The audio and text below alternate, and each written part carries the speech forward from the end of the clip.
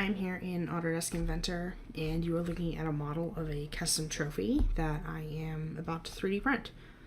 At the beginning of September, my robotics team hosted a kickoff party for all the teams in the area for the 2018-2019 First Tech Challenge season Rover Ruckus. And one of the things that we did at the kickoff was a robotics trivia contest. And what contest is a contest without a prize? So we wanted to 3D print a trophy. And it is actually modeled to look like one of the trophies that we won at state last year.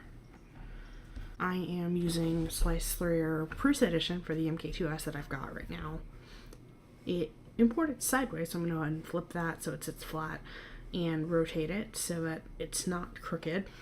That's just going to bother me. Alright, and it looks like it's a tiny bit too big, so I'm going to scale it down to about 90% so that it fits on the machine. 0.2 layer height is fine. It's going to be printed in PLA. Actually printing an Amazon Basics PLA that I've been wanting to try for a while, that my dad accidentally bought because it was in the Amazon cart because I was waiting to buy it. And it just got delivered this morning. Using 5% infill because this is going to take forever. It doesn't need to be that heavy. And I am turning on supports everywhere because look at all those overhangs.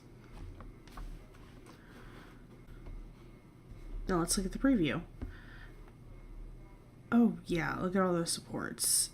This print's going to take forever. I'm going to guess 12-ish hours?